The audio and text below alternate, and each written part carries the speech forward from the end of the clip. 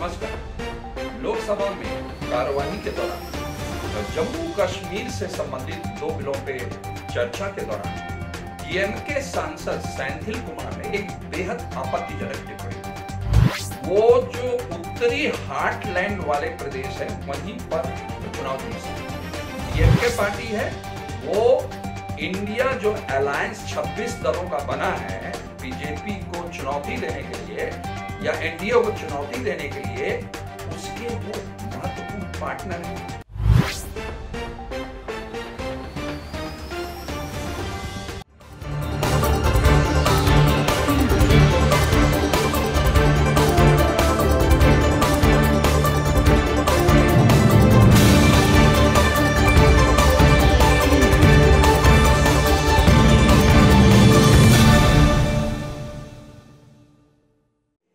नमस्कार। लोकसभा में कार्यवाही के दौरान जम्मू कश्मीर से संबंधित 2 बिलों पे चर्चा के दौरान डीएमके सांसद सेंथिल कुमार ने एक बेहद आपत्तिजनक टिप्पणी की। उन्होंने कहा कि जो सनातन धर्म पर उन्होंने बहुत आपत्तिजनक टिप्पणी की और हाल में जो इन 5 राज्यों में विधानसभा के चुनाव हुए और चुनाव के बाद जो नतीजे आए उस पर उन्होंने टिप्पणी की कि जो बीजेपी है वो जो उत्तरी हार्टलैंड वाले प्रदेश है वहीं पर चुनाव जीत सकती है और ये जो उत्तरी हार्टलैंड वाले प्रदेश हैं इनको गोमूत्र वाले राज्य के नाम से उन्होंने पुकारा और कहा कि बीजेपी जो है जो दक्षिण के राज्य हैं केरल, तमिलनाडु, कर्नाटक, तेलंगाना, यहां पर वो चुनाव नहीं जीत सकती है, उसमें कोई दम नहीं। अब देखिए ये जो डीएमके पार्टी है वो इंडिया जो अलायंस 26 दलों का बना है बीजेपी को चुनौती देने के लिए या एनडीए को चुनौती देने के लिए उसके वो महत्वपूर्ण पार्टनर है। और ये जो टिप्पणी है सनातन धर्म पर, ऐसा नहीं है कि सेंथिल कुमार ने कोई पहली बार ये टिप्पणी की है। ये जो सनातन धर्म के खिलाफ नफरत फैलाने और कहना चाहिए कि लगातार आपत्तिजनक टिप्पणी करने का जो सिलसिला है, जहर उगलने का जो सिलसिला है, लगातार चल रहा है।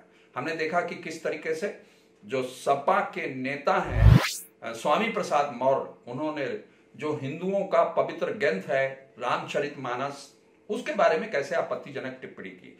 इसी तरीके से उन्होंने उनकी प्रतियां जलाई। अब सबसे बड़ा सवाल यह है कि आखिरकार इस तरीके से लगातार ये सनातन धर्म के खिलाफ कैंपेन क्यों चलाया जा रहा है? क्या जो विपक्षी दल हैं इसके पीछे उनका कोई हिडन एजेंडा है? और क्या सवाल ये भी है कि क्या जो विपक्षी दल हैं उनके पास मुद्दों का टोटा हो गया है? ऐसा कोई जनहित का मुद्दा नहीं है जिसको लेके वो संघर्ष करें या विरोध करें। और यदि ऐसा नहीं है तो जो इंडिया अलायंस है उसके जो सो कॉल बड़े नेता हैं वो इस मुद्दे पर टिप्पणी क्यों नहीं कर रहे हैं, चुप्पी क्यों साधे हुए हैं? सवाल ये भी है। और सवाल ये भी है कि क्या ये जो इंडिया अलायंस है इसका गठन कहीं जो सनातन धर्म है उसको खत्म करने के लिए या उसको सुनियोजित तरीके से कमजोर करने के लिए तो नहीं बनाया गया? ये सवाल उठना एकदम लाजमी है। मित्रों, मैं आपको बहुत विस्तार से इस पे ले चलूं कि ऐसे कौन कौन नेता हैं जिन्होंने सनातन धर्म पर आपत्तिजनक टिप्पणी की। उसके पहले मैं आपको बताना चाहूंगा कि सनातन धर्म है क्या? सनातन यानी सदा विद्यमान रहने वाला, शाश्वत रहने वाला, और ये सबसे प्राचीन जो है धर्म है और ये इसे हिंदू धर्म के नाम से या वैदिक धर्म के नाम से भी जाना जाता है। ये बहुत ही प्राचीन धर्म है और हमने देखा कि सिंधु घाटी सभ्यता के दौरान जो खुदाई हुई उस दौरान भी जो है इस धर्म के कई चिन्ह मिले हैं हमको।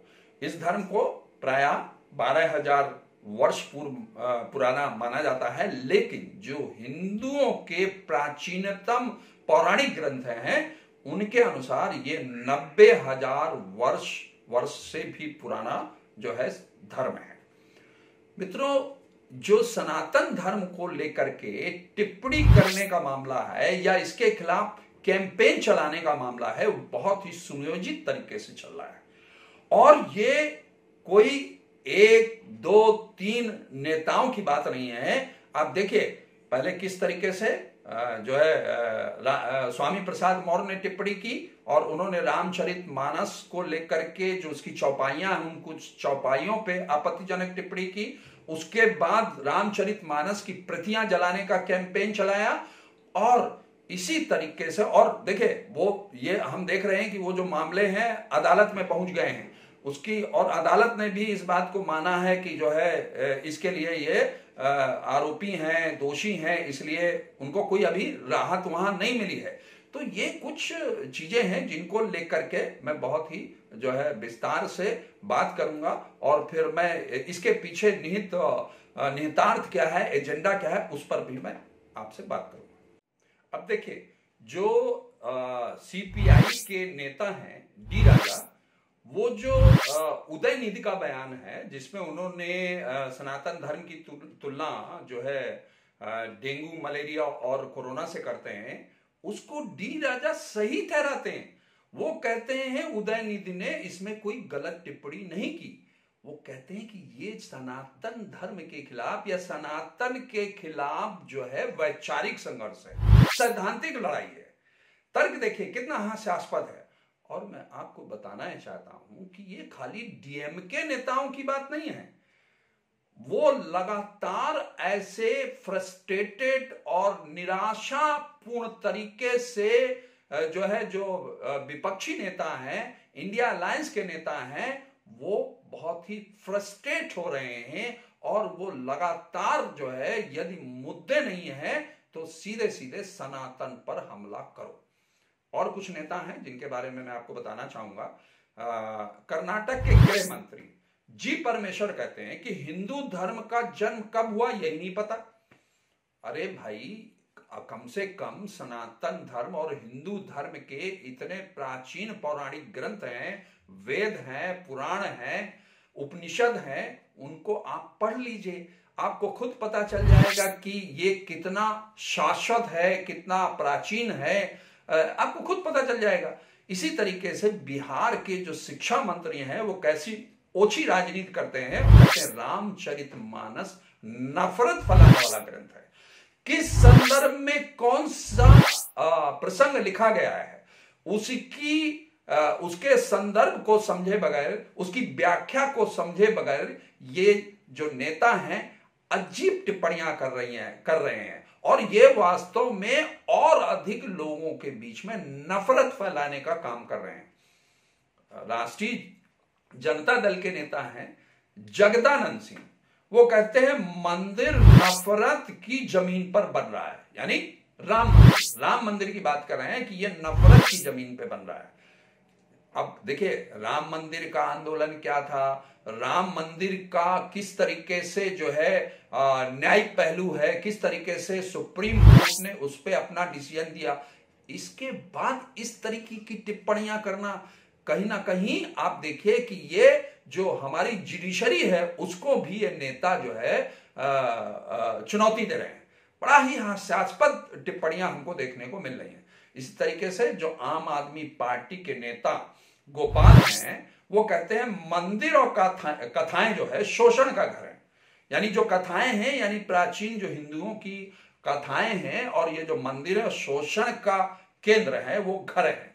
मतलब किस तरीके से बिना सोचे समझे, बिना तर्क के इस तरीके की टिप्पणियां करके जो है एक समुदाय, हिंदू समुदाय पर किस तरीके से हमला बोला जा रहा है, ये देखने की आवश्यकता है। सवाल ये उठता है कि आखिरकार सनातन धर्म का ये अपमान ये नेता कर ही क्यों रहे हैं, ये समझने की जरूरत है। तो मैं उस पर थोड़ा सा बताना चाहूंगा कि ये जो इंडिया अलायंस है, 26 दलों के जो सहयोग से या गठबंधन से बनाया गया दल है, उसका एक सुनियोजित एजेंडा चल रहा है। और ये एजेंडा कोई, मैं नहीं कह रहा हूं कि चल रहा है, इस एजेंडा के बारे में जो पुष्टि होती है वो जो उन्हीं के नेता हैं, डीएमके के मंत्री हैं तमिलनाडु में पोन मुड़ी, जिन्होंने कहा है कि इंडिया अलायंस का गठन जो किया गया है वो सनातन के सिद्धांतों के खिलाफ लड़ाई के लिए किया गया है, और ये इसका जो उद्देश्य है वो सनातन को समाप्त करने का है। उसे स्पष्ट तौर पे इस बात की पुष्टि होती है।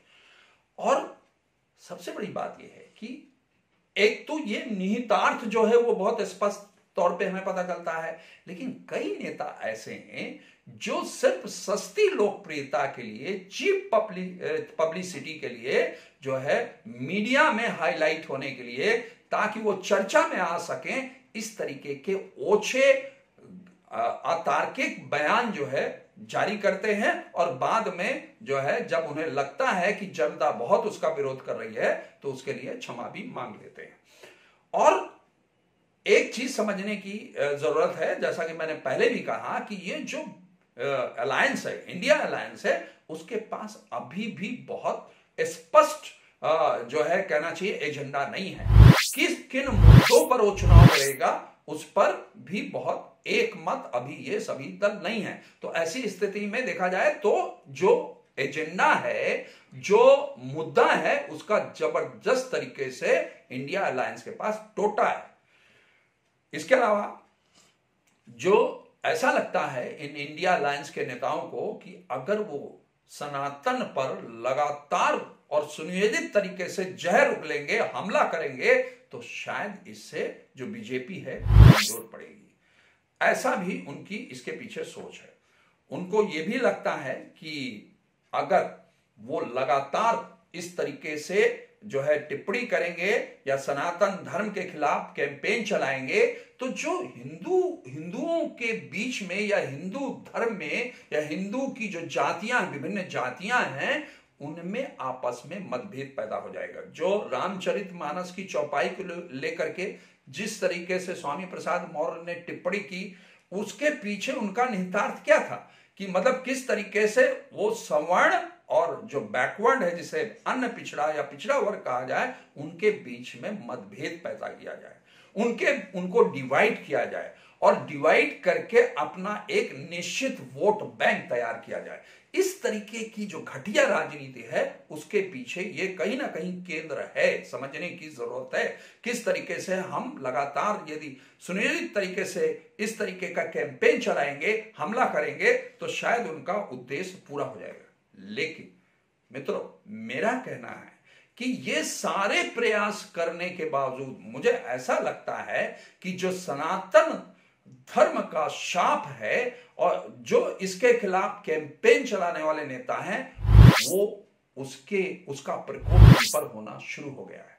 देखिए कैसे अभी जो 5 राज्यों में जो है विधानसभा के चुनाव हुए, उन राज्यों में कुछ राज्य ऐसे थे जिसमें ये पहले से मीडिया की भी ये रिपोर्ट कह रही थी, और मतलब जो विपक्षी दल थे, खासतौर से कांग्रेस, ये मतलब पूरी तरीके से आश्वस्त थी कि वो कुछ राज्यों में उसकी सरकार अवश्य बनेगी। लेकिन जिस तरीके से उन्होंने अपनी ओछी हरकतें की, ओछी टिप्पणियां की, अतार्किक बात की, बिना मुद्दों के लड़ाई लड़ी, उसके चलते उनको बहुत ही बुरी तरीके से शिकस्त खास तौर से राजस्थान, छत्तीसगढ़ और मध्य प्रदेश में कांग्रेस को मिली।